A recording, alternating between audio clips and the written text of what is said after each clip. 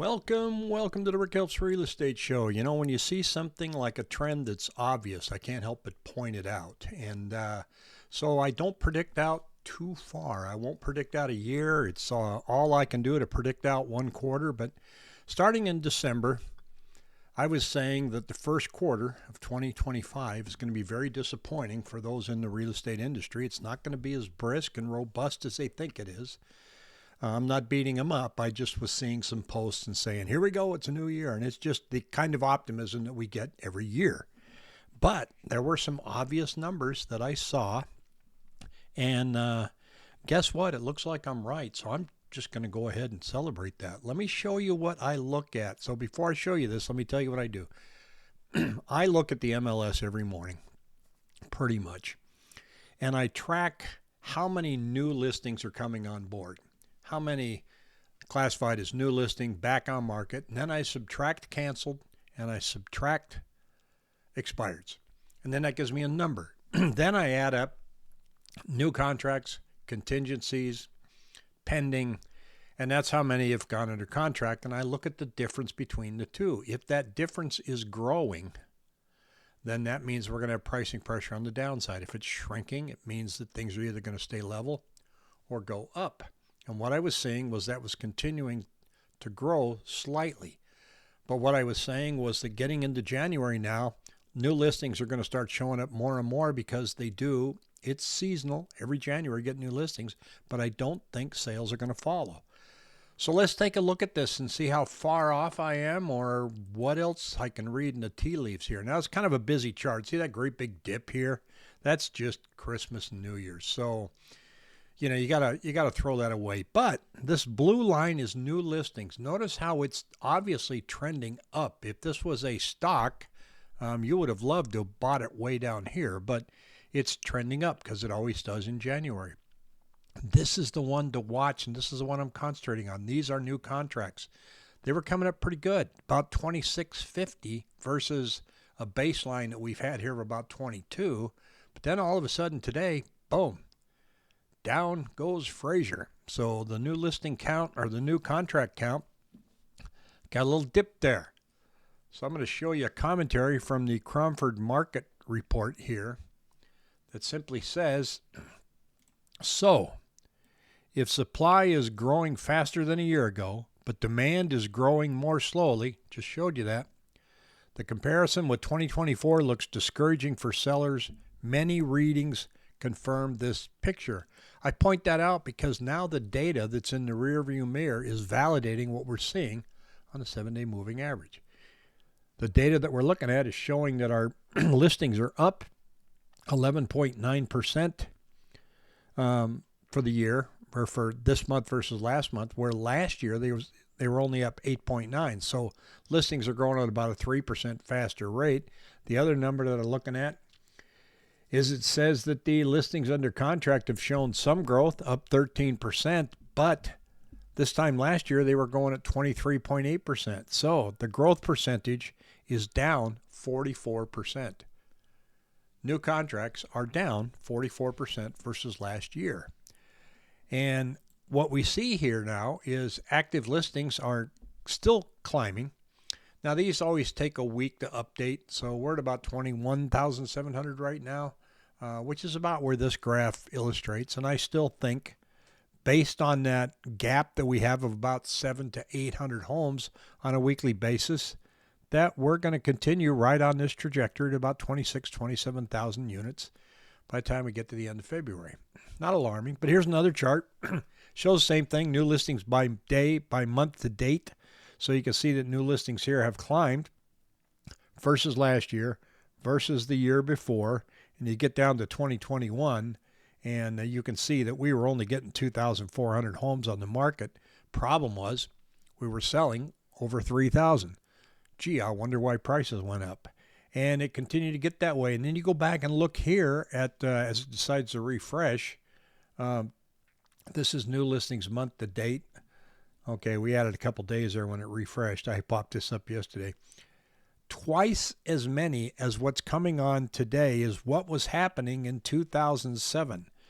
So right here it's saying 5,900, 2007, it was 10,000. 2006 was the year of FOMO.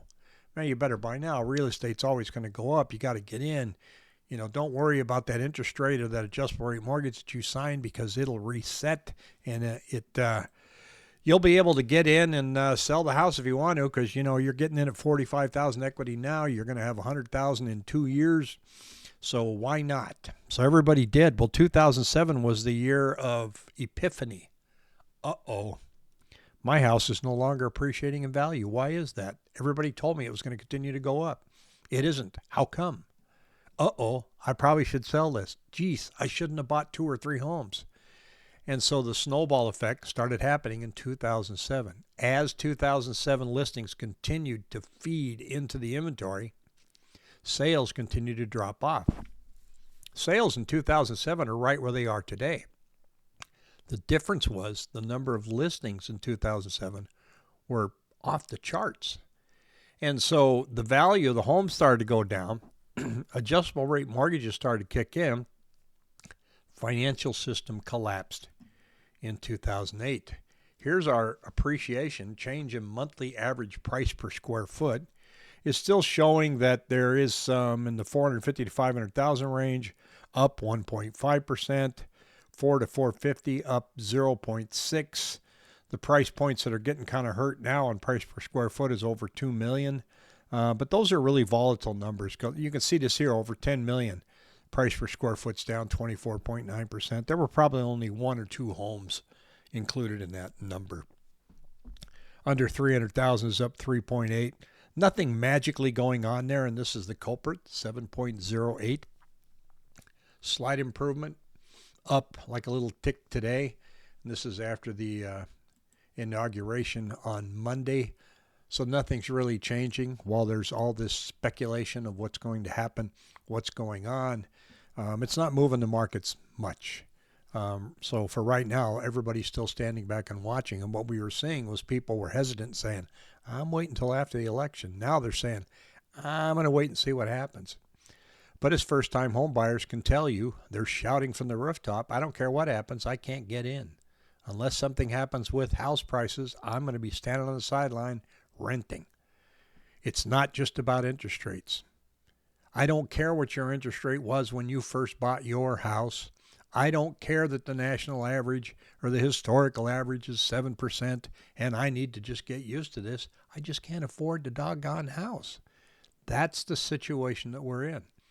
Now, you kind of have to couple that with the fact that, well, there are still a lot of people that can't afford that house.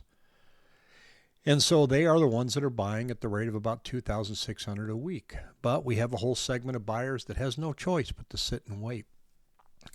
Our house price is going to collapse, not at the current rate right now of the difference between new listings coming on and contracts. That gap isn't big enough yet to set any panic in.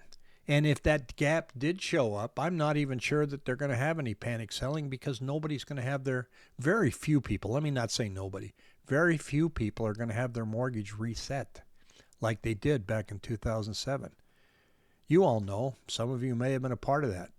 You got in with a very low down payment, a starter rate of 1% when rates were, guess what, 7%. But nobody was paying 7%.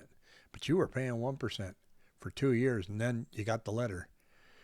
Oops, now we're up to 6.5, and your payment that was probably $900 a month is now $1,700 a month.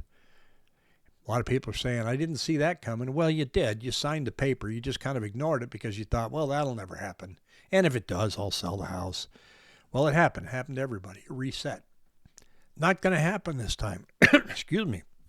43% of homeowners don't even have a mortgage at this point. About 65% of homeowners have a rate under 4% that's fixed. Unless that were to go away, and it's not going to go away, you're not going to see panic selling. So that's the market that we're in. So what's that mean for spring? I don't know. It all depends on where we end up March 1st. Let's see what happens in February. If this continuous climb of new listings keeps going and rates remain where they're at, which the experts, and there really are no experts, predict, we might get down to 6.5. I don't think that's enough to bring people off the sidelines. But take heart. We are seeing some reductions in the asking prices. Not as much as I think we should see. as I gave an example earlier in the week, some sellers are just off the charts asking way too much for their homes because they're not really embedded in the data. They don't really know what's really going on right now. All they know is that the neighbor down the street 6 months ago got 600, so I can too. I've seen house prices from people that bought in 2022 trying to sell this year, marking them up 36%, when in reality they've only gone up about 6%. So they're ignoring the data and just slapping a price out there, finding a ready and willing agent to say, sure, I can give that a shot for you.